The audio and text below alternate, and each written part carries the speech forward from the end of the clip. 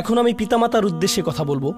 এটা হবে ছোট্ট একটা রিমাইন্ডার আমার জন্য এবং আমাদের সবার জন্য, আমাদের পিতামাতাদের জন্য। সন্তানাদি আল্লাহ প্রদত্ত একটা নিয়ামত। তাদেরকে এজন্য দেওয়া হয়নি যেন আমরা তাদের নিয়ন্ত্রণ করতে পারি। যত বেশি আমরা তাদেরকে নিয়ন্ত্রণ করতে চাইব, তত বেশি হতাশ হব সকল অবস্থাতেই।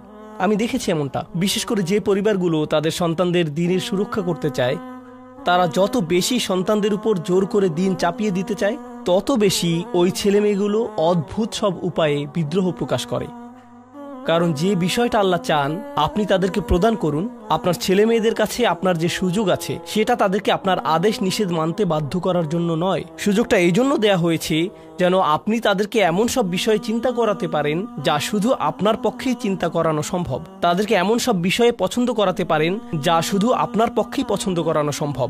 আপনার বাচ্চাটা বাস্কেটবল পছন্দ করে কারণ সে আপনাকে বাস্কেটবল খেলতে দেখেছে। সে প্লে স্টেশন পছন্দ করে কারণ সে তার বাবাকে প্লে স্টেশনে খেলতে দেখেছে। এভাবে আপনি বাচ্চাটার অন্তরে কোনো কিছুর জন্য ভালোবাসা তৈরি করে দিতে পারেন, কারণ আপনি যেরকম আপনার পক্ষে এটা করা সম্ভব। আর যখন বাচ্চাদেরকে বলতে থাকেন তোমার হোমওয়ার্ক করো, তোমার হোমওয়ার্ক করো, আপনার সন্তানের বয়স যখন 40 হবে সে তখন বলবে না আমি হোমওয়ার্ক ভালোবাসি, কিন্তু 40 বছর বয়সেও সে বলবে আমি বাস্কেটবল ভালোবাসি, আমার বাবা সবসময় বাস্কেটবল খেলতেন। আপনি যা ভালোবাসেন তা ট্রান্সফার হয়ে তার কাছে চলে যায়, আর যা করতে বলেন তা প্রত্যাখ্যাত হয়ে যায়। এমনটি আপনার ক্ষেত্রেও ঘটেছিল।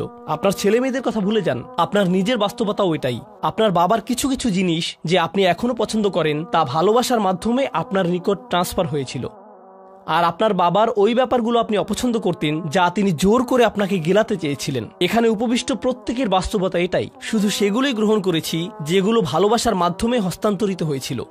ঠিক এই ইশারাটাই আমাদের পিতামাতাদেরকে দেয়া হয়েছে সূরাতুল ইসরার এই আয়াতে, রব্বির হামহুমা কামা রব্বায়ানি সগীরা। রব্বায়ানি মানে যখন তারবিয়া ব্যবহার করা হয় একটি চারাগাছ বড় করার জন্য, আপনাকে চারাগাছটির যত্ন নিতে হবে, এর সযত্নে প্রতিপালন করতে হবে। গাছটির প্রতি চিৎকার চেঁচামেচি করলে তো হবে না, তাড়াতাড়ি বড় হও, তাড়াতাড়ি লম্বা হও। আপনার একে সময় প্রদান করতে হবে। অনেক সময় পোকামাকড় এসে এর পাতাগুলো খেয়ে ফেলতে চাইবে, আপনাকে তখন পোকামাকড় সরিয়ে দিতে হবে। কখনো কখনো একটু কঠোর আচরণ করতে হবে, শুধু অতটুকুই যেন পোকামাকড়গুলো দূর হয়ে যায়। এরপর আবারও এতে পানি দিতে হবে। আমাদের বাচ্চাদের সাথে আমাদের উদাহরণটা ঠিক এমনই।